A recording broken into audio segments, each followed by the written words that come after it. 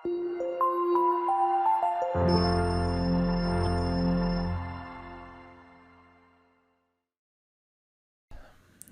ಸ್ನೇಹಿತರೆ, ಅಮೋಘ ವರ್ಷ ಕೋಚಿಂಗ್ ಸೆಂಟರ್ ಯೂಟ್ಯೂಬ್ ಚಾನಲ್ಗೆ ನಿಮಗೆಲ್ಲ ಸ್ವಾಗತ. ಇವತ್ತಿನ ಪ್ರಮುಖವಾದಂತಹ ಕರೆಂಟ್ ಅಫೇರ್ಸ್ ಟಾಪಿಕ್ಗಳನ್ನು ಡಿಸ್ಕಸ್ ಮಾಡೋಣ. ಅಮೋಘ ವರ್ಷ IAS KAS ಅಕಾಡೆಮಿಯಲ್ಲಿ ಹೊಸ IAS KAS PSI PDO FDA ಮತ್ತು PC ಬ್ಯಾಚ್ಗಳು ಪ್ರಾರಂಭವಾಗ್ತಾ ಇವೆ. ಇದೇ ತಿಂಗಳ 22ನೇ ತಾರೀಕಿನಿಂದ ಈ ಕೋರ್ಸಸ್ಗಳನ್ನು ಆನ್ಲೈನ್ ಮತ್ತು ಆಫ್ಲೈನ್ ರೂಪದಲ್ಲಿ ಪ್ರಾರಂಭ ಮಾಡ್ತಾ ಇದ್ದು, ಇಂಟ್ರೆಸ್ಟ್ ಇರುವಂತಹ ಸೀರಿಯಸ್ ಆಸ್ಪಿರೆಂಟ್ಸ್ಗಳು ವಿಜಯನಗರದಲ್ಲಿರುವಂತಹ ಈ ಅಮೋಘ ವರ್ಷ IAS KAS ಅಕಾಡೆಮಿಯ ಬ್ರಾಂಚ್ಗೆ ಭೇಟಿ ನೀಡಿ ಅಡ್ಮಿಷನ್ ಮಾಡ್ಕೋಬೋದು. ಅಥವಾ ನಿಮ್ಮ ಯಾವುದೇ ಕ್ವೆರೀಸ್ಗಳಿದ್ದರೆ ಈ ಕೆಳಗೆ ತಿಳಿಸಲಾದಂತಹ ಕಾಂಟ್ಯಾಕ್ಟ್ ನಂಬರನ್ನು ಸಂಪರ್ಕಿಸುವುದರ ಮೂಲಕ ನಿಮ್ಮ ಕ್ವೆರೀಸ್ಗಳನ್ನು ಕ್ಲಿಯರ್ ಮಾಡಿಕೊಂಡು ಜಾಯಿನ್ ಆಗಬಹುದಾಗಿದೆ. ಅದೇ ರೀತಿಯಾಗಿ ಈ ಆನ್ಲೈನ್ ಕೋರ್ಸಸ್ಗಳನ್ನು ಜಾಯಿನ್ ಆಗೋದಕ್ಕೆ ಈ ಗೂಗಲ್ ಪ್ಲೇಸ್ಟೋರ್ನಲ್ಲಿರುವಂತಹ ಅಮೋಘ ವರ್ಷ IAS KAS ಅಕಾಡೆಮಿಯ ಹೊಸ ಆ್ಯಪನ್ನು ನೀವು ಫ್ರೀಯಾಗಿ ಡೌನ್ಲೋಡ್ ಮಾಡಿಕೊಂಡು ಈ ಆನ್ಲೈನ್ ಕೋರ್ಸಸ್ಗಳನ್ನು ಜಾಯಿನ್ ಆಗಬಹುದಾಗಿದೆ. ಅದೇ ರೀತಿಯಾಗಿ ರೆಗ್ಯುಲರ್ ಆಗಿ ಟೆಸ್ಟ್ಗಳನ್ನು ಕೂಡ ಕಂಡಕ್ಟ್ ಮಾಡಲಾಗ್ತಾ ಇದ್ದು, ಈ ಟೆಸ್ಟ್ಗಳನ್ನು ಜಾಯಿನ್ ಆಗಲಿಕ್ಕೆ ಈ ಆ್ಯಪ್ ಮುಖಾಂತರ ನೀವು ಜಾಯಿನ್ ಆಗಬಹುದಾಗಿದೆ. ಇನ್ನು ಇವತ್ತಿನ ಡಿಸ್ಕಷನನ್ನು ಪ್ರಾರಂಭ ಮಾಡೋಣ. ಲಾಸ್ಟ್ ಸೆಷನ್ನಲ್ಲಿ ಕೇಳಲಾದಂತಹ ಪ್ರಶ್ನೆಯ ಸರಿಯಾದ ಉತ್ತರ ಏನು ಅಂತ ಮೊದಲಿಗೆ ತಿಳಿದುಕೊಳ್ಳೋದಾದರೆ, ಈ ಕೆಳಗಿನ ಸ್ವತಂತ್ರ ಹೋರಾಟಗಾರರಲ್ಲಿ ಅಭಿನವ ಭಾರತ್ ಸಮಾಜ್ ಈ ಒಂದು ಸಂಸ್ಥೆಯನ್ನು ಸ್ಥಾಪಿಸಿದಂತಹ ವ್ಯಕ್ತಿ ಯಾರು ಅಂತ ಗುರುತಿಸಬೇಕಾಗಿತ್ತು. ಆಪ್ಷನ್ಗಳಲ್ಲಿ ಸರಿಯಾದ ಉತ್ತರ ಏನು ಅಂತಂದರೆ ಆಪ್ಷನ್ 3 VD ಸಾವರ್ಕರ್, ವಿನಾಯಕ್ ದಾಮೋದರ್ ಸಾವರ್ಕರ್ ಅವರು ಈ ಅಭಿನವ್ ಭಾರತ್ ಸಮಾಜ ಅಥವಾ ಅಭಿನವ್ ಭಾರತ್ ಸೊಸೈಟಿ ಅನ್ನುವ ಒಂದು ಕ್ರಾಂತಿಕಾರಿ ಗುಂಪುಗಳನ್ನು ಸಂಘಟಿಸುವಂತಹ ನಿಟ್ಟಿನಲ್ಲಿ ಈ ಸಂಸ್ಥೆಯನ್ನು ಸ್ಥಾಪಿಸಿದ್ದರು. 1904ರಲ್ಲಿ ಈ ಅಭಿನವ್ ಭಾರತ್ ಸೊಸೈಟಿಯನ್ನು VD ಸಾವರ್ಕರ್ ಅವರಿಂದ ಸ್ಥಾಪನೆ ಮಾಡಲಾಗಿತ್ತು. ಆನ್ಸರ್ ಮಾಡಿದಂತಹ ಎಲ್ಲ ಸ್ಟೂಡೆಂಟ್ಸ್ಗಳಿಗೂ ಕಂಗ್ರ್ಯಾಚುಲೇಷನ್ಸ್, ವೆರಿ ವೆಲ್ ಡನ್. ಇದೇ ರೀತಿಯಾಗಿ ಡಿಸ್ಕಷನ್ನಲ್ಲಿ ಭಾಗವಹಿಸ್ತಾ ಇರಿ, ನಿಮ್ಮ ಆನ್ಸರ್ಗಳನ್ನು ಕಮೆಂಟ್ ಮಾಡ್ತಾ ಇರಿ ಅಂತ ಹೇಳ್ತಾ ಇವತ್ತಿನ ಪ್ರಶ್ನೆ ಏನು ಅಂತ ನೋಡೋಣ. ಆನ್ಸರ್ ಮಾಡೋದಕ್ಕೆ ಟ್ರೈ ಮಾಡಿ. ಸಮಾಜ ಸುಧಾರಕರಾದಂತಹ ಸಂತ್ ಸೇವಾಲಾಲ್ ಅವರು ರೀಸೆಂಟಾಗಿ ನ್ಯೂಸ್ನಲ್ಲಿದ್ದರು. ಸೊ ಈ ಸಂತ ಸೇವಾಲಾಲ್ ಅವರು ಈ ಕೆಳಗಿನ ಯಾವ ಸಮುದಾಯದ ಹಕ್ಕುಗಳನ್ನು ರಕ್ಷಿಸುವಂತಹ ನಿಟ್ಟಿನಲ್ಲಿ ಹೋರಾಟವನ್ನು ಮಾಡಿದ್ದಾರೆ ಅಂತ ಪ್ರಶ್ನೆ ಇದೆ. ಆಪ್ಷನ್ಗಳಲ್ಲಿ ಕೋಲ್ ಬುಡಕಟ್ಟು ಸಮುದಾಯ, ಆಪ್ಷನ್ 2 ಬಂಜಾರ ಸಮುದಾಯ, ಆಪ್ಷನ್ 3 ತೋಡಾ ಸಮುದಾಯ ಅಥವಾ ಆಪ್ಷನ್ 4 ಕುರುಬಾ ಸಮುದಾಯ ಅಂತ ಇದೆ. ನಿಮ್ಮ ಉತ್ತರಗಳನ್ನು ಕಮೆಂಟ್ ಬಾಕ್ಸ್ನಲ್ಲಿ ಕಮೆಂಟ್ ಮಾಡಿ. ನೆಕ್ಸ್ಟ್ ಸೆಷನ್ನಲ್ಲಿ ಇದರ ಸರಿಯಾದ ಉತ್ತರವನ್ನು ತಿಳಿದುಕೊಳ್ಳೋಣ.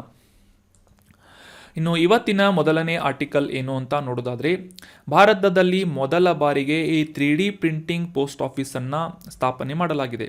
ಇದು ಎಲ್ಲಿ ಅಂತಂದರೆ ನಮ್ಮ ಬೆಂಗಳೂರಿನ ಅಲ್ಸೂರು ಬಳಿಯಲ್ಲಿನ ಈ ಕೇಂಬ್ರಿಡ್ಜ್ ಲೇಔಟ್ನಲ್ಲಿ ಈ 3D ಪ್ರಿಂಟೆಡ್ ಆದಂತಹ ಅಂಚೆ ಕಚೇರಿಯನ್ನು ಇತ್ತೀಚೆಗೆ ಉದ್ಘಾಟನೆ ಮಾಡಲಾಯಿತು.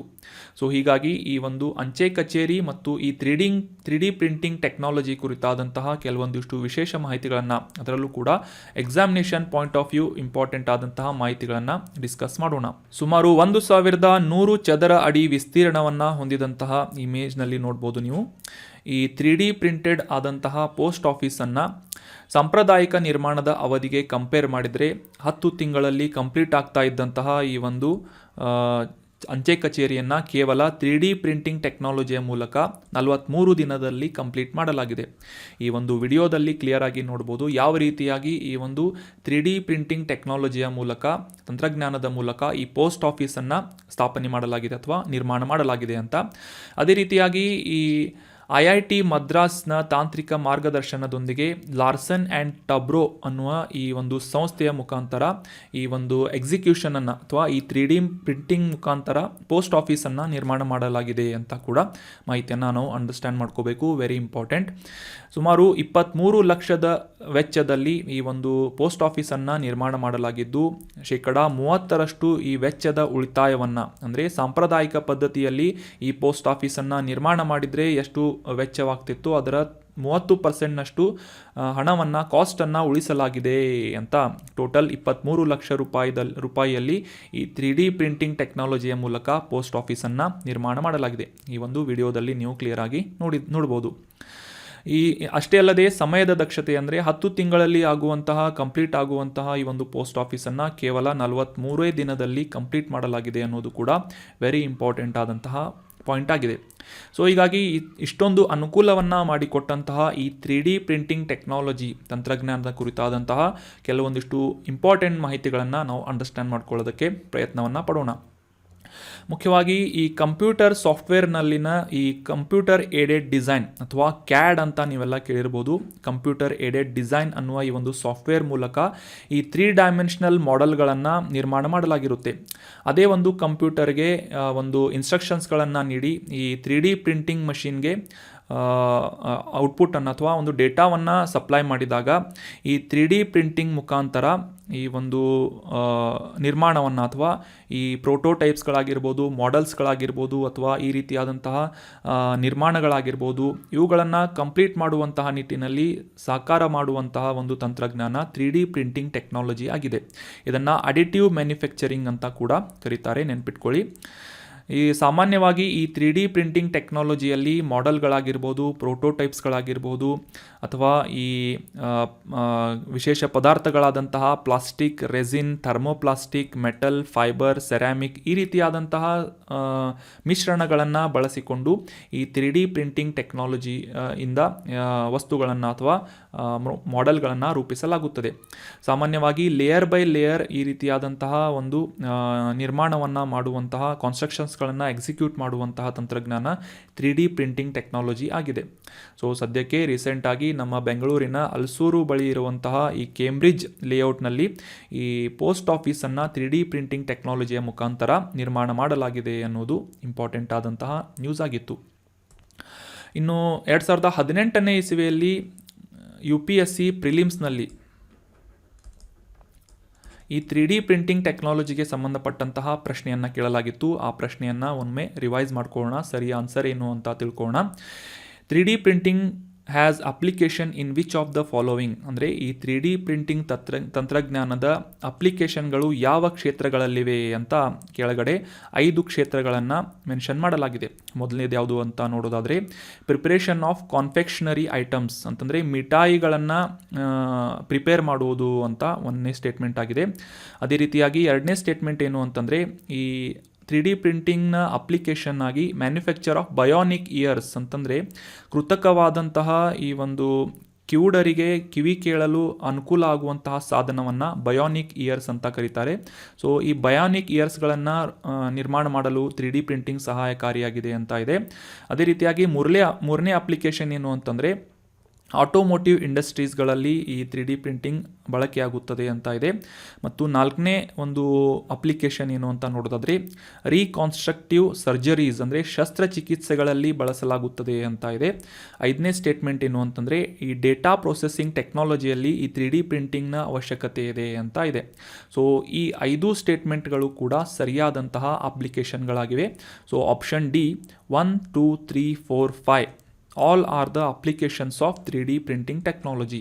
So option D is right answer. So ಈ 2018ರ UPSC ಪ್ರಿಲಿಮ್ಸ್ ಕ್ವಶನ್ಗಳನ್ನ ಕೂಡ ಸಾಲ್ವ್ ಮಾಡಿದ್ವಿ ನಾವು. ಈ 3D ಪ್ರಿಂಟಿಂಗ್ಗೆ ಸಂಬಂಧಪಟ್ಟಂತಹ ಒಂದು ಮಾಹಿತಿಯಾಗಿತ್ತು. ಇನ್ನು ಮುಂದಿನ ಆರ್ಟಿಕಲ್ ಏನು ಅಂತ ನೋಡೋದಾದರೆ ಸಮುದ್ರ ಅನ್ನುವ ಅಪ್ಲಿಕೇಶನನ್ನು ಇತ್ತೀಚೆಗೆ ಇನ್ಕಾಯಿಸ್ ಅನ್ನುವ ಸಂಸ್ಥೆಯಿಂದ ಡೆವಲಪ್ ಮಾಡಲಾಗಿದೆ. ಇನ್ಕಾಯಿಸ್ ಇದರ ಫುಲ್ ಫಾರ್ಮ್ ಏನು ಅಂತ ನೋಡೋದಾದರೆ Indian national centre for ocean information services. ಹೆಸರಿನಲ್ಲೇ ಸೂಚಿಸುವ ಹಾಗೆ ಈ ಸಾಗರ ಅಥವಾ ಸಮುದ್ರಕ್ಕೆ ಸಂಬಂಧಪಟ್ಟಂತಹ ಮಾಹಿತಿಗಳನ್ನು ನೀಡುವಂತಹ ಒಂದು ಸೇವೆಗಳನ್ನು ಒದಗಿಸುವಂತಹ ಸಂಸ್ಥೆ ಅಂತ ನಾವು ಅಂದಾಜು ಮಾಡಬಹುದು. ಸೊ ಅದೇ ಒಂದು ಅವಶ್ಯಕತೆಗಳನ್ನು ಪೂರೈಸುವಂತಹ ನಿಟ್ಟಿನಲ್ಲಿ ಇನ್ಕಾಯಿಸ್ ಅನ್ನುವ ಸಂಸ್ಥೆ ಕೆಲಸವನ್ನು ಮಾಡುತ್ತದೆ. ಸೊ ಇತ್ತೀಚೆಗೆ ಇನ್ಕಾಯಿಸ್ ಅನ್ನುವ ಈ ಒಂದು ಸಂಸ್ಥೆಯಿಂದ ಈ ಕಡಲ ತೀರದಲ್ಲಿ ವಾಸಿಸುವಂತಹ ಕರಾವಳಿ ಜನರಿಗೆ ಮತ್ತು ಈ ಮೀನುಗಾರಿಕೆಗೆ ಸಂಬಂಧಪಟ್ಟಂತಹ ಸಮುದಾಯಕ್ಕೆ ಅನುಕೂಲವನ್ನು ಮಾಡಿಕೊಡುವಂತಹ ನಿಟ್ಟಿನಲ್ಲಿ ಸಮುದ್ರ ಅನ್ನುವ ಒಂದು ಮೊಬೈಲ್ ಅಪ್ಲಿಕೇಶನನ್ನು ಲಾಂಚ್ ಮಾಡಲಾಗಿದೆ. ಈ ಮೊಬೈಲ್ ಅಪ್ಲಿಕೇಶನ್ನ ಫುಲ್ ಫಾರ್ಮ್ ಏನು ಅಂತ ತಿಳ್ಕೊಳ್ಳೋದಾದರೆ ಸಮುದ್ರ ಅಂದರೆ smart access to marine users for ocean data resources and advisories ಅಂತ ಇದರ ಫುಲ್ ಫಾರ್ಮ್ ಆಗಿದೆ. ಮುಖ್ಯವಾಗಿ ಈ ಸಮುದ್ರ ಅಥವಾ ಸಾಗರಕ್ಕೆ ಸಂಬಂಧಪಟ್ಟಂತಹ ಡೇಟಾಗಳನ್ನು ಮತ್ತು ಅಲ್ಲಿನ ಸಂಪನ್ಮೂಲಗಳ ಬಳಕೆಗೆ ಸಂಬಂಧಪಟ್ಟಂತಹ ಈ ಕರಾವಳಿ ಜನರಿಗೆ ಒಂದು ಅಡ್ವೈಸರಿ ಆಗಿ ಮಾಹಿತಿಯನ್ನು ನೀಡುವಂತಹ ಒಂದು ಅಪ್ಲಿಕೇಶನ್ ಮೊಬೈಲ್ ಅಪ್ಲಿಕೇಶನ್ ಸಮುದ್ರ ಅನ್ನುವ ಅಪ್ಲಿಕೇಶನ್ ಆಗಿದೆ ಅಂತ ನಾವು ಅಂಡರ್ಸ್ಟ್ಯಾಂಡ್ ಮಾಡ್ಕೋಬೋದು. ಯಾವ ರೀತಿಯಾದಂತಹ ಅಪ್ಲಿಕೇಶನ್ ಅಥವಾ ಮಾಹಿತಿ ಅಂತ ತಿಳ್ಕೊಳ್ಳೋದಾದರೆ, ಸಾಮಾನ್ಯವಾಗಿ ಈ ಸಾಗರ ಅಥವಾ ಕರಾವಳಿ ಸುತ್ತಮುತ್ತ ಇರುವಂತಹ ಜನರಿಗೆ ಅವಶ್ಯಕವಾಗಿರುವಂತಹ ಅಲ್ಲಿನ ಮೀನುಗಾರಿಕೆ ಕಾರ್ಯಾಚರಣೆಗಳಿಗೆ ಅವಶ್ಯಕವಾಗಿರಬಹುದು, ಅಥವಾ ಆ ಒಂದು ಪ್ರದೇಶದಲ್ಲಿ ಆಗುವಂತಹ ಕೆಲವೊಂದಿಷ್ಟು ಓಷಿನಿಕ್ ಡಿಸಾಸ್ಟರ್ಸ್ ಅಂತಂದರೆ ಈ ಸಾಗರದ ಸುತ್ತಮುತ್ತಲೂ ನಡೆಯುವಂತಹ ಕೆಲವೊಂದಿಷ್ಟು ವಿದ್ಯಮಾನಗಳಾದಂತಹ ಸುನಾಮಿಗಳಾಗಿರ್ಬೋದು ಅಥವಾ ಸೈಕ್ಲೋನ್ಗಳಾಗಿರ್ಬೋದು, ಮತ್ತು ಹೈ ವೇವ್ಸ್ ಆಗಿರ್ಬೋದು, ಅಂದರೆ ಅಲೆಗಳ ಒಂದು ಏರುವಿಕೆ ಆಗಿರ್ಬೋದು, ಸ್ವೆಲ್ ಸರ್ಜ್ ಅಲರ್ಟ್ಸ್ ಆಗಿರ್ಬೋದು, ಈ ರೀತಿಯಾದಂತಹ ಸಾಕಷ್ಟು ವಿದ್ಯಮಾನಗಳ ಬಗ್ಗೆ ಮಾಹಿತಿಯನ್ನು ಒದಗಿಸುವಂತಹ ಮತ್ತು ಆ ಜನರನ್ನು ಎಚ್ಚರವಿಡುವಂತಹ ನಿಟ್ಟಿನಲ್ಲಿ ಅನುಕೂಲ ಮಾಡಿಕೊಡುವಂತಹ ಒಂದು ಅಪ್ಲಿಕೇಶನ್ ಯಾವುದು ಅಂತಂದರೆ ಸಮುದ್ರ ಅನ್ನುವ ಅಪ್ಲಿಕೇಶನ್ ಆಗಿದೆ.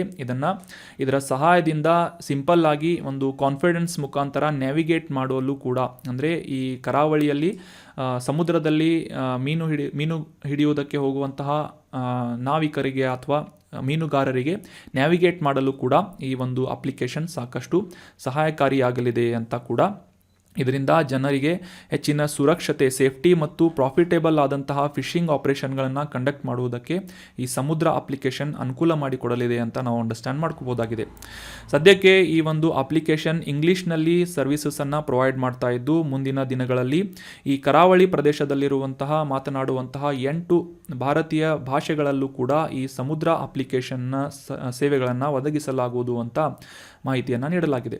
ಸೊ ನೆನ್ಪಿಟ್ಕೊಳ್ಳಿ, ಸಮುದ್ರ ಅನ್ನುವ ಅಪ್ಲಿಕೇಶನ್ ಇದನ್ನು ಸ್ಥಾಪನೆ ಮಾಡಿದಂಥ ಅಥವಾ ಲಾಂಚ್ ಮಾಡಿದಂತಹ ಸಂಸ್ಥೆ ಯಾವುದು ಅಂತಂದರೆ ಇನ್ಕಾಯ್ಸ್ ಅನ್ನುವ ಸಂಸ್ಥೆ ಆಗಿದೆ.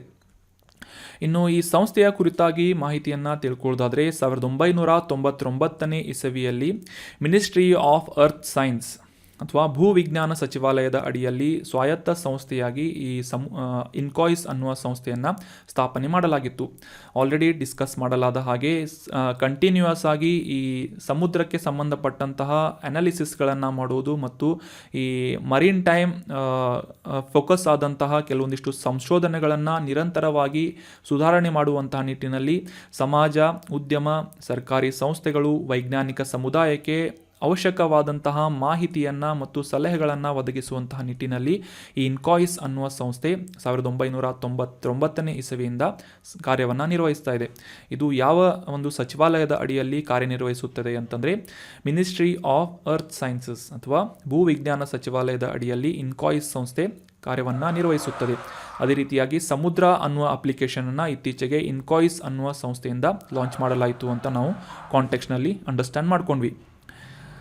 ಇನ್ನು ಮುಂದಿನ ಆರ್ಟಿಕಲ್ ಏನು ಅಂತ ನೋಡೋದಾದರೆ, ಎ ಹೆಲ್ಪ್ ಅನ್ನುವ ಒಂದು ಕಾರ್ಯಕ್ರಮವನ್ನು ಇತ್ತೀಚೆಗೆ ಅನಾವರಣಗೊಳಿಸಲಾಗಿದ್ದು, accredited agent for health and extension of livestock production ಅಂತ ಇದರ ಫುಲ್ ಫಾರ್ಮ್ ಆಗಿದೆ.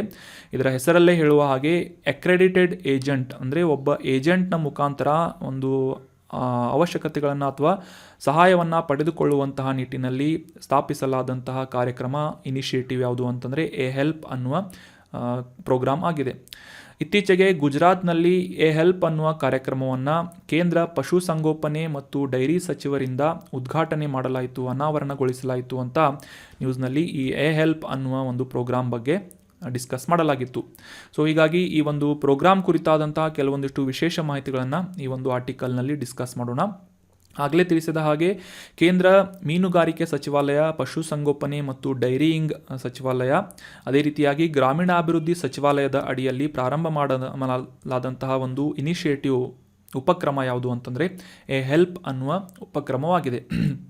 ಇದರ ಫುಲ್ ಫಾರ್ಮನ್ನು ಆಲ್ರೆಡಿ ತಿಳಿಸಿದ ಹಾಗೆ accredited agent for health and extension of livestock production ಅಂತಂದರೆ ಪಶುಸಂಗೋಪನೆಗೆ ಸಂಬಂಧಪಟ್ಟಂತಹ ಸೇವೆಗಳನ್ನು ಒದಗಿಸುವಂತಹ ನಿಟ್ಟಿನಲ್ಲಿ ಒಬ್ಬ ಏಜೆಂಟ್ ಅಥವಾ ಒಬ್ಬ ಸಹಾಯಕರನ್ನು ಇದರಲ್ಲಿ ನೇಮಿಸಲಾಗ್ತಾ ಇದೆ. ಈ ಅಕ್ರೆಡಿಟೆಡ್ ಏಜೆಂಟ್ ಯಾರು ಅಂತ ಈ ಒಂದು ನೆಕ್ಸ್ಟ್ ಸ್ಲೈಡ್ನಲ್ಲಿ ಅಂಡರ್ಸ್ಟ್ಯಾಂಡ್ ಮಾಡ್ಕೊಳ್ಳೋಣ.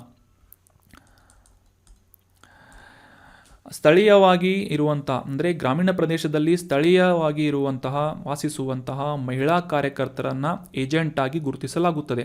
ಈ ಮಹಿಳಾ ಕಾರ್ಯಕರ್ತರು ಏನು ಮಾಡ್ತಾರೆ ಅಂತಂದರೆ ಮುಖ್ಯವಾಗಿ ಆ ಸ್ಥಳೀಯ ವಿಭಾಗದಲ್ಲಿರುವಂತಹ ಪಶು ವೈದ್ಯರಿಗೆ ಮತ್ತು ರೈತರಿಗೆ ಈ ಒಂದು ಜಾನುವಾರುಗಳನ್ನು ಹೊಂದಿದಂತಹ ರೈತರಿಗೆ ಅಭಿವೃದ್ಧಿಪಡಿಸುವಂತಹ ನಿಟ್ಟಿನಲ್ಲಿ, ಅವರ ಒಂದು ವ್ಯಾಪಾರವನ್ನು ಅಭಿವೃದ್ಧಿಗೊಳಿಸುವಂತಹ ನಿಟ್ಟಿನಲ್ಲಿ ಸಾಲಗಳನ್ನು ಪಡೆಯುವುದಕ್ಕೆ ಅರ್ಜಿಗಳನ್ನು ತುಂಬಿಕೊಡುವುದು, ಅದೇ ರೀತಿಯಾಗಿ ಅವರ ಜಾನುವಾರುಗಳಿಗೆ ಅವುಗಳ ಇಯರ್ ಟ್ಯಾಗಿಂಗ್ ಅಥವಾ ಕಿವಿಗಳಿಗೆ ಟ್ಯಾಗಿಂಗನ್ನು ಗುರುತಿಸುವುದು, ನಂತರ INAPH ಅನ್ನುವ ಪೋರ್ಟಲ್ನ ಅಡಿಯಲ್ಲಿ ಈ ಪಶುಗಳಿಗೆ ನೀಡಲಾಗುವಂತಹ ವಿಮೆಯನ್ನು ಕೂಡ ಒದಗಿಸುವಂತಹ ನಿಟ್ಟಿನಲ್ಲಿ ರಿಜಿಸ್ಟ್ರೇಷನ್ ಮಾಡಿಕೊಳ್ಳುವಂತಹ ಕಾರ್ಯವನ್ನು ಈ ಏಜೆಂಟ್ ಅಥವಾ ಸ್ಥಳೀಯ ಮಹಿಳಾ ಕಾರ್ಯಕರ್ತರು ಮಾಡಲಿದ್ದಾರೆ. ಸೊ ಈ ಏಜೆಂಟ್ಗಳ ಮುಖಾಂತರ ಈ ಒಂದು ಸೇವೆಗಳನ್ನು ಒದಗಿಸಲಾಗ್ತಾ ಇದೆ ಅಂತ ಹೆಲ್ಪ್ ಅನ್ನುವ ಕಾರ್ಯಕ್ರಮವನ್ನು ನಾವು ಅಂಡರ್ಸ್ಟ್ಯಾಂಡ್ ಮಾಡ್ಕೋಬೇಕಾಗಿದೆ. ಅಷ್ಟೇ ಅಲ್ಲದೆ ಈ ರಾಷ್ಟ್ರೀಯ ಗೋಕುಲ್ ಮಿಷನ್ನ ಅಡಿಯಲ್ಲಿ ಈ ಸಾಂಕ್ರಾಮಿಕ ಜಾನುವಾರುಗಳಿಗೆ ಸಾಂಕ್ರಾಮಿಕ ರೋಗಗಳನ್ನು ತಡೆಗಟ್ಟುವಂಥ ನಿಟ್ಟಿನಲ್ಲಿ ಮತ್ತು ಈ ದನ ಕರುಗಳಿಗೆ ಕೃತಕ ಗರ್ಭಧಾರಣೆ ಮಾಡುವುದಾಗಿರ್ಬೋದು, ಆ ಪ್ರಾಣಿಗಳ ಕಿವಿಗಳಿಗೆ ಟ್ಯಾಗಿಂಗನ್ನು ನೀಡುವುದಾಗಿರ್ಬೋದು, ಪ್ರಾಣಿ ವಿಮೆಗಳನ್ನು ಒದಗಿಸುವುದಾಗಿರ್ಬೋದು, ಈ ರೀತಿಯಾದಂತಹ ಕಾರ್ಯಕ್ರಮಗಳನ್ನು ಅನುಷ್ಠಾನಗೊಳಿಸುವಂತಹ ನಿಟ್ಟಿನಲ್ಲಿ ಸ್ಥಳೀಯ ಮಹಿಳಾ ಕಾರ್ಯಕರ್ತರು ಸಹಾಯ ಮಾಡಲಿದ್ದಾರೆ ಈ ಒಂದು ಹೆಲ್ಪ್ ಅನ್ನುವ ಕಾರ್ಯಕ್ರಮದ ಮುಖಾಂತರ.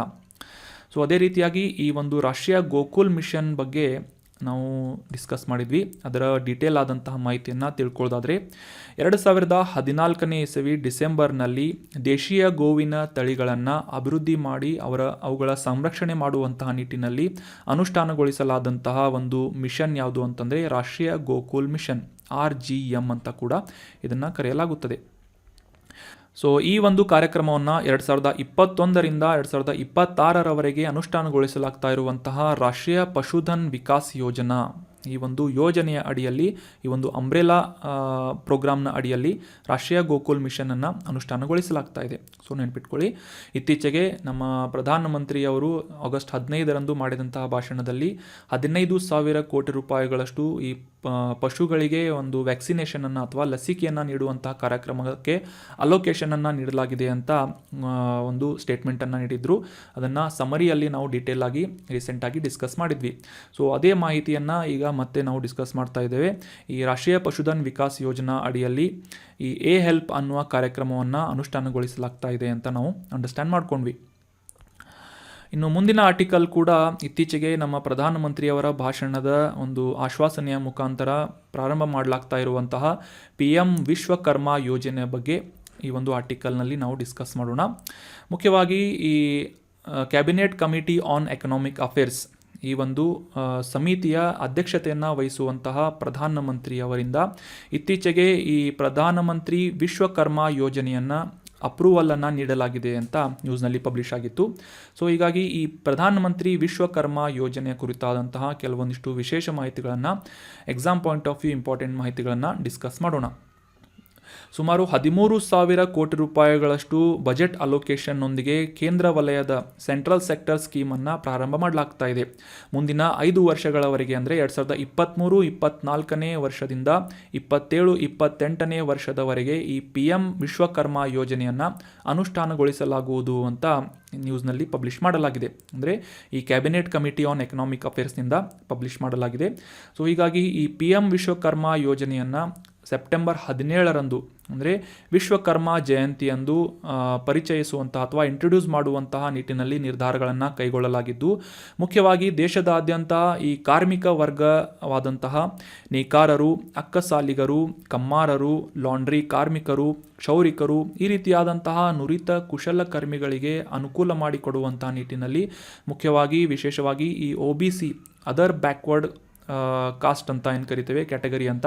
ಸೊ ಈ ಬ್ಯಾಕ್ವರ್ಡ್ ಕ್ಯಾಟಗರಿಗೆ ಸಂಬಂಧಪಟ್ಟಂತಹ ಜನರಿಗೆ ಲಾಭವನ್ನು ಪಡೆಯುವಂತಹ ನಿಟ್ಟಿನಲ್ಲಿ, ಖಚಿತತೆಯನ್ನು ಸಾಧಿಸುವಂತಹ ನಿಟ್ಟಿನಲ್ಲಿ ಈ PM ವಿಶ್ವಕರ್ಮ ಯೋಜನೆಯನ್ನು ಪ್ರಾರಂಭ ಮಾಡಲಾಗ್ತಾ ಇದೆ. ಈ ಒಂದು ಯೋಜನೆಯ ಅಡಿಯಲ್ಲಿ ಈ ಮೇಲೆ ತಿಳಿಸಲಾದಂತಹ ಫಲಾನುಭವಿಗಳಿಗೆ ಅವರ ಕೌಶಲ್ಯ ಉನ್ನತೀಕರಣ ಅಥವಾ ಸ್ಕಿಲ್ ಅಪ್ಗ್ರೇಡೇಷನ್ ಆಗಿರ್ಬೋದು ಮತ್ತು ಆ ಕುಶಲಕರ್ಮಿಗಳಿಗೆ ವಿಶೇಷವಾದಂತಹ ಹಣಕಾಸಿನ ನೆರವನ್ನು ಕೂಡ ಒದಗಿಸುವಂತಹ ನಿಟ್ಟಿನಲ್ಲಿ ಈ PM ವಿಶ್ವಕರ್ಮ ಯೋಜನೆಯನ್ನು ಸೆಪ್ಟೆಂಬರ್ 17, 2023ರಿಂದ ಲಾಂಚ್ ಮಾಡುವಂತಹ ನಿರ್ಧಾರವನ್ನು ಕೈಗೊಳ್ಳಲಾಗಿದೆ. ಸೊ ಇತ್ತೀಚೆಗೆ ಈ ಒಂದು ಮಾಹಿತಿಯನ್ನು ಆರ್ಥಿಕ ವ್ಯವಹಾರಗಳ ಕ್ಯಾಬಿನೆಟ್ ಕಮಿಟಿಯಿಂದ ಅಂದರೆ ಪ್ರಧಾನಮಂತ್ರಿ ಅಧ್ಯಕ್ಷತೆಯಲ್ಲಿ ನಡೆಯುವಂತಹ ಈ ಒಂದು ಸಮಿತಿಯಲ್ಲಿ ಅನುಷ್ಠಾನಗೊಳಿಸುವುದಾಗಿ ಅನುಮೋದನೆಯನ್ನು ನೀಡಲಾಗಿದೆ ಅಂತ ನಾವು ಅಂಡರ್ಸ್ಟ್ಯಾಂಡ್ ಮಾಡ್ಕೊಂಡ್ವಿ.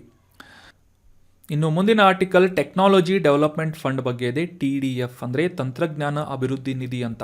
ಮುಖ್ಯವಾಗಿ ಈ ಡಿಫೆನ್ಸ್ ಸೆಕ್ಟರ್ಗೆ ಸಂಬಂಧಪಟ್ಟಂತೆ ಡಿಫೆನ್ಸ್ ಅಥವಾ ರಕ್ಷಣಾ ಕ್ಷೇತ್ರಕ್ಕೆ ಸಂಬಂಧಪಟ್ಟಂತೆ ತಂತ್ರಜ್ಞಾನವನ್ನು ಅಭಿವೃದ್ಧಿಗೊಳಿಸುವಂತಹ ನಿಟ್ಟಿನಲ್ಲಿ ನಿಧಿಯನ್ನು ಅನುಷ್ಠಾನಗೊಳಿಸುವಂತಹ ಅಥವಾ ಅಲೋಕೇಶನ್ ಮಾಡುವಂತಹ ಯೋಜನೆ ಟೆಕ್ನಾಲಜಿ ಡೆವಲಪ್ಮೆಂಟ್ ಫಂಡ್ ಅಂತ ಕರೆಸಿಕೊಳ್ಳುತ್ತೆ. ಸೊ ಈ ರಕ್ಷಣಾ ಸಚಿವಾಲಯದ ರಾಜ್ಯ ಸಚಿವರಿಂದ ಇತ್ತೀಚೆಗೆ ದೇಶದಾದ್ಯಂತ ಈ ರಕ್ಷಣಾ ಕ್ಷೇತ್ರಕ್ಕೆ ಸಂಬಂಧಪಟ್ಟಂತೆ ತಂತ್ರಜ್ಞಾನವನ್ನು ಅಭಿವೃದ್ಧಿಗೊಳಿಸುವಂತಹ ನಿಟ್ಟಿನಲ್ಲಿ ನೀಡಲಾಗುವಂತಹ ನಿಧಿಯನ್ನು ದೇಶದಾದ್ಯಂತ ಸುಮಾರು 41 ಮೈಕ್ರೋ ಸ್ಮಾಲ್ ಮೀಡಿಯಂ ಎಂಟರ್ಪ್ರೈಸಸ್ಗಳು ಅಥವಾ ಉದ್ಯಮಗಳು 20 ಸ್ಟಾರ್ಟಪ್ಗಳಿಗೆ ನೀಡಲಾಗಿದೆ ಅಥವಾ ಸಪೋರ್ಟನ್ನು ನೀಡಲಾಗಿದೆ ಅಂತ ನ್ಯೂಸ್ನಲ್ಲಿ ಪಬ್ಲಿಷ್ ಆಗಿತ್ತು. ಸೊ ಹೀಗಾಗಿ ಈ ರಕ್ಷಣಾ ಕ್ಷೇತ್ರದ ತಂತ್ರಜ್ಞಾನವನ್ನು ಅಭಿವೃದ್ಧಿಗೊಳಿಸುವಂತಹ ನಿಟ್ಟಿನಲ್ಲಿ ಪ್ರಾರಂಭ ಮಾಡಲಾದಂತಹ ಈ ಟೆಕ್ನಾಲಜಿ ಡೆವಲಪ್ಮೆಂಟ್ ಫಂಡ್ ಕುರಿತಾದಂತಹ ಕೆಲವೊಂದಿಷ್ಟು ಮಾಹಿತಿಗಳನ್ನು ಡಿಸ್ಕಸ್ ಮಾಡೋಣ. ಮುಖ್ಯವಾಗಿ ನಮ್ಮ ಭಾರತವನ್ನು ಈ ರಕ್ಷಣಾ ಕ್ಷೇತ್ರದ ತಂತ್ರಜ್ಞಾನದ ಸಂಬಂಧಪಟ್ಟಂತಹ ಕ್ಷೇತ್ರಕ್ಕೆ ಈ ಸ್ವಾವಲಂಬಿಯನ್ನು ಮಾಡುವಂತಹ ನಿಟ್ಟಿನಲ್ಲಿ ಮೇಕ್ ಇನ್ ಇಂಡಿಯಾ ಅನ್ನುವ ಇನಿಷಿಯೇಟಿವ್ನ ಅಡಿಯಲ್ಲಿ ತಂತ್ರಜ್ಞಾನ ಅಭಿವೃದ್ಧಿ ನಿಧಿ ಅಥವಾ ಟೆಕ್ನಾಲಜಿ ಡೆವಲಪ್ಮೆಂಟ್ ಫಂಡನ್ನು ಜಾರಿಗೊಳಿಸಲಾಗಿತ್ತು. ರಕ್ಷಣಾ ಸಚಿವಾಲಯದ ಅಡಿಯಲ್ಲಿ ಪ್ರಾರಂಭವಾದಂತಹ ಈ TDF ಅನ್ನುವ ಯೋಜನೆಯನ್ನು ಅನುಷ್ಠಾನಗೊಳಿಸುತ್ತಿರುವಂತಹ ಸಂಸ್ಥೆ ಯಾವುದು ಅಂತಂದರೆ defence research and development organisation ಅಥವಾ DRDO ಅಂತ ನಾವು ಕರಿತೇವೆ. ಮುಖ್ಯವಾಗಿ ಈ ದೇಶದ ಟ್ರೈ ಸರ್ವೀಸಸ್ಗಳಾದಂತಹ ಆರ್ಮಿ, ಏರ್ಫೋರ್ಸ್ ಮತ್ತು ನೇವಿ ಇವುಗಳನ್ನು ಟ್ರೈ ಸರ್ವೀಸಸ್ಗಳು ಅಂತ ಕರಿತೇವೆ. ಸೊ ಈ ಮೂರೂ ಸಶಸ್ತ್ರ ಪಡೆಗಳಿಗೆ ಸಂಬಂಧಪಟ್ಟಂತೆ ತಂತ್ರಜ್ಞಾನವನ್ನು ಅಭಿವೃದ್ಧಿಗೊಳಿಸುವಂತಹ ನಿಟ್ಟಿನಲ್ಲಿ ಕೇಂದ್ರದ ಈ ಸಾರ್ವಜನಿಕ ವಲಯ ಅಥವಾ ಪಬ್ಲಿಕ್ ಸೆಕ್ಟರ್ ಆಗಿರ್ಬೋದು ಅಥವಾ ಖಾಸಗಿ ಕೈಗಾರಿಕೆಗಳಿಗೆ ವಿಶೇಷವಾದಂತಹ ಒಂದು ತಂತ್ರಜ್ಞಾನದ ಸಹಕಾರವನ್ನು ನೀಡುವಂತಹ ನಿಟ್ಟಿನಲ್ಲಿ ಅದರಲ್ಲೂ ಕೂಡ ವಿಶೇಷವಾಗಿ ಈ ಮೈಕ್ರೋ ಸ್ಮಾಲ್ ಮೀಡಿಯಂ ಎಂಟರ್ಪ್ರೈಸಸ್ಗಳಿಗೆ ಅನುಕೂಲವನ್ನು ಮಾಡುವಂತಹ ನಿಟ್ಟಿನಲ್ಲಿ ಮತ್ತು ಈ ಸಂಸ್ಥೆಗಳು ಈ ಒಂದು ಕ್ಷೇತ್ರಕ್ಕೆ ಭಾಗವಹಿಸುವಂತಹ ನಿಟ್ಟಿನಲ್ಲಿ ಪ್ರೋತ್ಸಾಹವನ್ನು ನೀಡುವಂತಹ ಒಂದು ಉದ್ದೇಶದಿಂದ ಈ TDF ಯೋಜನೆಯನ್ನು ಪ್ರಾರಂಭ ಮಾಡಲಾಗಿತ್ತು. ಈ ಒಂದು ನಿಟ್ಟಿನಲ್ಲಿ ದೇಶದಾದ್ಯಂತ ಸಾಕಷ್ಟು MSMEಗಳು ಮತ್ತು ಸ್ಟಾರ್ಟಪ್ಗಳು ಕೂಡ ಈ ಒಂದು ಯೋಜನೆಯ ಒಂದು ಅನುಕೂಲವನ್ನು ಪಡೆದುಕೊಂಡಿವೆ ಅಂತ ಇತ್ತೀಚೆಗೆ ನ್ಯೂಸ್ನಲ್ಲಿ ಪಬ್ಲಿಷ್ ಮಾಡಲಾಗಿತ್ತು. ಅಂದರೆ ದೇಶೀಯವಾಗಿ ಈ ಒಂದು ಡಿಫೆನ್ಸ್ ಸೆಕ್ಟರ್ಗೆ ಸಂಬಂಧಪಟ್ಟಂತಹ ತಂತ್ರಜ್ಞಾನವನ್ನು ಅಭಿವೃದ್ಧಿಪಡಿಸುವಂತಹ ಒಂದು ಪ್ರೋತ್ಸಾಹವನ್ನು ನೀಡುವಂತಹ ಒಂದು ಯೋಜನೆ ಯಾವುದು ಅಂತಂದರೆ ಟೆಕ್ನಾಲಜಿ ಡೆವಲಪ್ಮೆಂಟ್ ಫಂಡ್ ಅಂತ ನೆನಪಿಟ್ಕೊಳ್ಳಿ. ಇದು ಡಿಫೆನ್ಸ್ ಕ್ಷೇತ್ರಕ್ಕೆ ಸಂಬಂಧಪಟ್ಟಂತಹ ಒಂದು ಯೋಜನೆ ಆಗಿದೆ. So that was all about today's articles. ಈಗ ಡಿಸ್ಕಸ್ ಮಾಡಲಾದಂತಹ ಆರ್ಟಿಕಲ್ಸ್ಗಳನ್ನು ರಿವಿಷನ್ ಮುಖಾಂತರ ಪ್ರಶ್ನೋತ್ತರ ರೂಪದಲ್ಲಿ ಡೀಟೇಲ್ ಆಗಿ ಡಿಸ್ಕಸ್ ಮಾಡೋಕ್ಕೆ ಪ್ರಯತ್ನ ಪಡೋಣ, ರಿವೈಸನ್ನು ಮಾಡೋಣ. ಮೊದಲನೇ ಆರ್ಟಿಕಲ್ಗೆ ಸಂಬಂಧಪಟ್ಟಂತಹ ಪ್ರಶ್ನೆ ಏನು ಅಂತ ನೋಡೋದಾದರೆ, ಈ ಕೆಳಗಿನ ಯಾವ ಕಂಪನಿಯು ಭಾರತದ ಮೊದಲ 3D ಮುದ್ರಿತ ಅಂದರೆ 3D ಪ್ರಿಂಟೆಡ್ ಅಂಚೆ ಕಚೇರಿಯನ್ನು ಅನುಷ್ಠಾನಗೊಳಿಸಿತು, ನಿರ್ಮಾಣ ಮಾಡಿತು ಅಂತ ಪ್ರಶ್ನೆ ಇದೆ. Option 1 TCS limited, option 2 Larsen and Toubro, option 3 Aditya Birla limited, option 4 ACC company limited ಅಂತ ಇದೆ. ಸೊ ಮೊದಲನೇ ಆರ್ಟಿಕಲ್ನಲ್ಲಿ ನಾವು ಡೀಟೇಲ್ ಆಗಿ ಡಿಸ್ಕಸ್ ಮಾಡಿದ್ವಿ. ಇತ್ತೀಚೆಗೆ ನಮ್ಮ ಬೆಂಗಳೂರಿನಲ್ಲಿ ಈ ಒಂದು 3D ಪ್ರಿಂಟೆಡ್ ಆದಂತಹ ಪೋಸ್ಟ್ ಆಫೀಸನ್ನು ನಿರ್ಮಾಣ ಮಾಡಲಾಯಿತು ಅಂತ. ಮುಖ್ಯವಾಗಿ ನಮ್ಮ IIT ಮದ್ರಾಸ್ನ ಒಂದು ತಾಂತ್ರಿಕ ಮಾರ್ಗದರ್ಶನದೊಂದಿಗೆ ಟೆಕ್ನಾಲಜಿಕಲ್ ಗೈಡೆನ್ಸ್ನೊಂದಿಗೆ ಲಾರ್ಸನ್ ಆ್ಯಂಡ್ ಟೊಬ್ರೋ ಅನ್ನುವ ಒಂದು ಕಂಪನಿಯ ಒಂದು ಸಹಯೋಗದಿಂದ ಈ ಒಂದು ಅಂಚೆ ಕಚೇರಿಯನ್ನು ಬೆಂಗಳೂರಿನಲ್ಲಿ ನಿರ್ಮಾಣ ಮಾಡಲಾಯಿತು ಅಂತ ನಾವು ಅಂಡರ್ಸ್ಟ್ಯಾಂಡ್ ಮಾಡ್ಕೊಂಡು. So option 2 is right answer. ಇನ್ನು ಮುಂದಿನ ಪ್ರಶ್ನೆ ಏನು ಅಂತ ನೋಡೋದಾದರೆ, Indian national centre for ocean information services ಅಥವಾ ಇನ್ಕೋಯಿಸ್ ಅಂತ ನಾವು ಡಿಸ್ಕಸ್ ಮಾಡಿದ್ವಿ. ಇನ್ಕೋಯಿಸ್ ಅನ್ನುವ ಸಂಸ್ಥೆ ಈ ಕೆಳಗಿನ ಯಾವ ಸಚಿವಾಲಯದ ಅಡಿಯಲ್ಲಿ ಕಾರ್ಯನಿರ್ವಹಿಸುತ್ತದೆ ಅಂತ ಪ್ರಶ್ನೆ ಇದೆ. ಆಪ್ಷನ್ 1 ಭೂವಿಜ್ಞಾನ ಸಚಿವಾಲಯ, ಆಪ್ಷನ್ 2 ವಿಜ್ಞಾನ ಮತ್ತು ತಂತ್ರಜ್ಞಾನ ಸಚಿವಾಲಯ, ಆಪ್ಷನ್ 3 ಪರಿಸರ ಅರಣ್ಯ ಮತ್ತು ಹವಾಮಾನ ಬದಲಾವಣೆ ಸಚಿವಾಲಯ ಅಥವಾ ಆಪ್ಷನ್ 4 ಮೇಲಿನ ಯಾವುದೂ ಅಲ್ಲ ಅಂತ ಇದೆ. ಸೊ ಸರಿಯಾದ ಉತ್ತರ ಏನು ಅಂತಂದರೆ option 1 ministry of earth sciences. ಭೂವಿಜ್ಞಾನ ಸಚಿವಾಲಯದ ಅಡಿಯಲ್ಲಿ ಈ ಇನ್ಕೋಯಿಸ್ ಅನ್ನುವ ಸಂಸ್ಥೆ ಕಾರ್ಯವನ್ನು ನಿರ್ವಹಿಸ್ತಾ ಇದೆ. 1999ರಿಂದ ಈ ಸಮುದ್ರ ಮತ್ತು ಸಾಗರಕ್ಕೆ ಸಂಬಂಧಪಟ್ಟಂತಹ ಅನಾಲಿಸಿಸ್ಗಳನ್ನು ಮಾಡೋದು, ಮಾಹಿತಿಯನ್ನು ಸಂಗ್ರಹಣೆ ಮಾಡಿ ಸಮಾಜ, ಉದ್ಯಮ, ಸರ್ಕಾರಿ ಸಂಸ್ಥೆಗಳು, ವೈಜ್ಞಾನಿಕ ಸಮುದಾಯ ಈ ರೀತಿಯಾದಂತಹ ಕ್ಷೇತ್ರಗಳಿಗೆ ಒಂದು ಮಾಹಿತಿಯನ್ನು ನೀಡುವುದು, ಸಲಹಾ ಸೇವೆಗಳನ್ನು ಒದಗಿಸುವಂತಹ ನಿಟ್ಟಿನಲ್ಲಿ ಕಾರ್ಯವನ್ನು ನಿರ್ವಹಿಸ್ತಾ ಇದೆ ಅಂತ ಡಿಸ್ಕಸ್ ಮಾಡಿದ್ವಿ. ಅದೇ ರೀತಿಯಾಗಿ ಇತ್ತೀಚೆಗೆ ಸಮುದ್ರ ಅನ್ನುವ ಅಪ್ಲಿಕೇಶನನ್ನು ಕೂಡ ಲಾಂಚ್ ಮಾಡಲಾಗಿದೆ ಅಂತ ಈ ಒಂದು ಮೊಬೈಲ್ ಅಪ್ಲಿಕೇಶನ್ ಬಗ್ಗೆ ಡೀಟೇಲ್ ಆಗಿ ಅಂಡರ್ಸ್ಟ್ಯಾಂಡ್ ಮಾಡ್ಕೊಂಡ್ವಿ. ಇನ್ನು ಮುಂದಿನ ಆರ್ಟಿಕಲ್ ಬಗ್ಗೆ ಪ್ರಶ್ನೆ ಏನು ಅಂತ ನೋಡೋದಾದರೆ, ರಿವಿಷನ್ ಪ್ರಶ್ನೆ ಏನು ಅಂತ ನೋಡೋದಾದರೆ, ಎ ಹೆಲ್ಪ್ ಅನ್ನುವ ಒಂದು ಇನಿಷಿಯೇಟಿವನ್ನು ಈ ಕೆಳಗಿನ ಯಾವ ವಿಷಯಕ್ಕೆ ಸಂಬಂಧಪಟ್ಟಂತೆ ಲಾಂಚ್ ಮಾಡಲಾಗಿದೆ ಅಂತ, ಪ್ರಾರಂಭ ಮಾಡಲಾಗಿದೆ ಅಂತ ಪ್ರಶ್ನೆ ಇದೆ. ಆಪ್ಷನ್ 1 ಭಾರತದಲ್ಲಿ MSME ವಲಯವನ್ನು ಬೆಂಬಲಿಸಲು. ಆಪ್ಷನ್ 2 ಭಾರತದಾದ್ಯಂತ ಸ್ವಸಹಾಯ ಗುಂಪುಗಳನ್ನು ಬೆಂಬಲಿಸಲು. ಆಪ್ಷನ್ 3 ಪರಿಸರ ಸಂರಕ್ಷಣೆಯನ್ನು ಉತ್ತೇಜಿಸಲು. ಅಥವಾ ಆಪ್ಷನ್ 4 ಪಶುಪಾಲನೆ ಮತ್ತು ಹೈನುಗಾರಿಕೆಯನ್ನು ಬೆಂಬಲಿಸುವಂತಹ ಉದ್ದೇಶ ಅಂತ ಇದೆ. ಸೊ ಸರಿಯಾದ ಉತ್ತರ ಏನು ಅಂತಂದರೆ ಆಪ್ಷನ್ 4 ಪಶು ಸಂಗೋಪನೆ ಮತ್ತು ಹೈನುಗಾರಿಕೆಗೆ ಸಂಬಂಧಪಟ್ಟಂತೆ ಈ ಅಕ್ರೆಡಿಟೆಡ್ ಏಜೆಂಟ್ಗಳ ಮುಖಾಂತರ, ಅಂದರೆ ಈ ಸ್ಥಳೀಯ ಮಹಿಳಾ ಏಜೆಂಟ್ಗಳ ಮೂಲಕ ಸಹಾಯವನ್ನು ಪಡೆದುಕೊಳ್ಳುವುದರ ಮೂಲಕ ಈ ಪಶು ಸಂಗೋಪನೆಗೆ ಅನುಕೂಲವನ್ನು ಮಾಡಿಕೊಡುವಂತಹ ನಿಟ್ಟಿನಲ್ಲಿ ಈ ಎ ಹೆಲ್ಪ್ ಅನ್ನುವ ಒಂದು ಇನಿಷಿಯೇಟಿವನ್ನು ಲಾಂಚ್ ಮಾಡಲಾಗಿದೆ. ಇದರ ಫುಲ್ ಫಾರ್ಮನ್ನು ಕೂಡ ಮತ್ತೊಮ್ಮೆ ರಿಪೀಟ್ ಮಾಡ್ತೀನಿ. Accredited agent for health and extension of life stock production ಅಂತ. ಲೈಫ್ ಸ್ಟಾಕ್ ಅಂತಂದರೆ ಪಶು ಸಂಗೋಪನೆ. ಈ ಅಕ್ರೆಡಿಟೆಡ್ ಏಜೆಂಟ್ ಅಥವಾ ಸ್ಥಳೀಯ ಮಹಿಳಾ ಕಾರ್ಯಕರ್ತೆಯಿಂದ ಸಹಾಯವನ್ನು ಪಡೆದುಕೊಳ್ಳುವುದರ ಮೂಲಕ ಈ ಪಶು ಸಂಗೋಪನೆಗೆ ಸಹಾಯ ಆಗುವಂತೆ ಈ ಒಂದು ಎ ಹೆಲ್ಪ್ ಅನ್ನುವ ಕಾರ್ಯಕ್ರಮವನ್ನು ಲಾಂಚ್ ಮಾಡಲಾಗಿದೆ. So option 4 is right answer. ಇನ್ನು ಮುಂದಿನ ಪ್ರಶ್ನೆ ಏನು ಅಂತ ನೋಡೋದಾದರೆ, ಕಾರ್ಮಿಕ ವರ್ಗ ಮತ್ತು ಕರಕುಶಲಕರ್ಮಿಗಳನ್ನು ಬೆಂಬಲಿಸುವ ಸಲುವಾಗಿ ಕೇಂದ್ರ ವಲಯದ ಯಾವ ಯೋಜನೆಯನ್ನು ಶೀಘ್ರದಲ್ಲೇ ಪ್ರಾರಂಭಿಸಲಾಗುವುದು ಅಂತ ಪ್ರಶ್ನೆ ಇದೆ. ಕಾರ್ಮಿಕ ವರ್ಗ ಮತ್ತು ಕರಕುಶಲಕರ್ಮಿಗಳು ಮುಖ್ಯವಾಗಿ OBC ವರ್ಗಕ್ಕೆ ಸೇರಿದವರು ಅಂತ ನಾವು ಡಿಸ್ಕಸ್ ಮಾಡಿದ್ವಿ. ಸೊ ಆಪ್ಷನ್ಗಳಲ್ಲಿ ಯಾವ ಯೋಜನೆ ಅಂತ ಗುರುತಿಸಬೇಕಾಗಿದ್ದು, ಆಪ್ಷನ್ 1 ವಿಶ್ವ ಮಾನವ ಯೋಜನೆ, ಆಪ್ಷನ್ 2 ವಿಶ್ವಕರ್ಮ ಯೋಜನೆ, ಆಪ್ಷನ್ 3 ಕರ್ಮಯೋಗಿ ಯೋಜನೆ, ಅಥವಾ ಆಪ್ಷನ್ 4 ಶ್ರಮಜೀವಿ ವಿಕಾಸ್ ಯೋಜನೆ ಅಂತ ಇದೆ. ಸರಿಯಾದ ಉತ್ತರ ಏನು ಅಂತಂದರೆ ಆಪ್ಷನ್ 2 ವಿಶ್ವಕರ್ಮ ಯೋಜನೆಯನ್ನು ಈ ಕಾರ್ಮಿಕ ವರ್ಗ ಮತ್ತು ಕರಕುಶಲ ಕರ್ಮಿಗಳಿಗೆ ಅನುಕೂಲ ಮಾಡಿಕೊಡುವಂತಹ, ಮುಖ್ಯವಾಗಿ ಅವರ ಕೌಶಲ್ಯಾಭಿವೃದ್ಧಿ ಮತ್ತು ಅವರಿಗೆ ಹಣಕಾಸಿನ ಒಂದು ನೆರವನ್ನು ನೀಡುವಂತಹ ನಿಟ್ಟಿನಲ್ಲಿ PM ವಿಶ್ವಕರ್ಮ ಯೋಜನೆಯನ್ನು ಇತ್ತೀಚೆಗೆ ಕೇಂದ್ರ ಆರ್ಥಿಕ ವ್ಯವಹಾರಗಳ ಕ್ಯಾಬಿನೆಟ್ ಸಮಿತಿಯಿಂದ ಅಪ್ರೂವಲನ್ನು ನೀಡಲಾಗಿದೆ ಅಂತ ನಾವು ಡಿಸ್ಕಸ್ ಮಾಡಿದ್ವಿ. ಸೊ ಸರಿಯಾದಂಥ ಉತ್ತರ ಯಾವುದು ಅಂತಂದರೆ PM ವಿಶ್ವಕರ್ಮ ಯೋಜನೆಯಾಗಿದೆ. ಮುಂದಿನ ಪ್ರಶ್ನೆ ಏನು ಅಂತ ನೋಡೋದಾದರೆ, ಇತ್ತೀಚೆಗೆ ಘೋಷಿಸಲಾದಂತಹ ತಂತ್ರಜ್ಞಾನ ಅಭಿವೃದ್ಧಿ ನಿಧಿ ಅಥವಾ ಟೆಕ್ನಾಲಜಿಕಲ್ ಡೆವಲಪ್ಮೆಂಟ್ ಫಂಡ್ ಈ ಕೆಳಗಿನ ಯಾವ ವಲಯಕ್ಕೆ ಸಂಬಂಧಿಸಿದೆ ಅಂತ ಪ್ರಶ್ನೆ ಇದೆ. ಆಪ್ಷನ್ 1 ಜೈವಿಕ ತಂತ್ರಜ್ಞಾನ biotechnology, option 2 computer science and information technology, option 3 ರಕ್ಷಣಾ ತಂತ್ರಜ್ಞಾನ ಅಥವಾ ಡಿಫೆನ್ಸ್ ಟೆಕ್ನಾಲಜಿ, ಅಥವಾ ಆಪ್ಷನ್ 4 ಮೇಲಿನ ಯಾವುದೂ ಅಲ್ಲ ಅಂತ ಇದೆ. ಸೊ ಆಗಲೇ ತಿಳಿಸಿದ ಹಾಗೆ ಈ ಡಿಫೆನ್ಸ್ ಸೆಕ್ಟರ್ಗೆ ಸಂಬಂಧಪಟ್ಟಂತೆ ಖಾಸಗಿ ಮತ್ತು ಈ ಸಾರ್ವಜನಿಕ ವಲಯಗಳನ್ನು ಅಥವಾ ಮುಖ್ಯವಾಗಿ MSME ಸೆಕ್ಟರ್ಗಳು ಈ ಡಿಫೆನ್ಸ್ ಟೆಕ್ನಾಲಜಿಯನ್ನು ಅಭಿವೃದ್ಧಿಪಡಿಸಿಕೊಳ್ಳುವಂತಹ ನಿಟ್ಟಿನಲ್ಲಿ ಸಹಾಯ ಮಾಡುವಂತಹ ಯೋಜನೆ ಈ ಒಂದು ಟೆಕ್ನಾಲಜಿಕಲ್ ಡೆವಲಪ್ಮೆಂಟ್ ಫಂಡ್ ಆಗಿದೆ ಅಂತ ನಾವು ಡಿಸ್ಕಸ್ ಮಾಡಿದ್ವಿ. ಕೇಂದ್ರ ರಕ್ಷಣಾ ಸಚಿವಾಲಯದಿಂದ ಲಾಂಚ್ ಮಾಡಲಾದಂತಹ ಈ ಒಂದು ಯೋಜನೆಯನ್ನು DRDO ಅಥವಾ defence research and development organisation ಮೂಲಕ ಅನುಷ್ಠಾನಗೊಳಿಸಲಾಗ್ತಾ ಇದೆ ಅಂತ ಕೂಡ ನಾವು ಅಂಡರ್ಸ್ಟ್ಯಾಂಡ್ ಮಾಡ್ಕೊಂಡ್ವಿ. ಸೊ ಆಪ್ಷನ್ 3 ರಕ್ಷಣಾ ತಂತ್ರಜ್ಞಾನ ಸರಿಯಾದಂಥ ಉತ್ತರ ಆಗಿದೆ. So that was all about today's discussion. ಈ ಕಂಟೆಂಟನ್ನು ನಿಮ್ಮ ಎಲ್ಲ ಫ್ರೆಂಡ್ಸ್ಗಳ ಜೊತೆ ಶೇರ್ ಮಾಡಿ ಈ ಡಿಸ್ಕಷನ್ನಲ್ಲಿ ಕೇಳಲಾದಂತಹ ಪ್ರಶ್ನೆಗೆ ಸರಿಯಾಗಿ ಆನ್ಸರ್ ಮಾಡೋದಕ್ಕೆ ಪ್ರಯತ್ನ ಪಡಿ. Thank you so much for joining the discussion. Have an awesome day.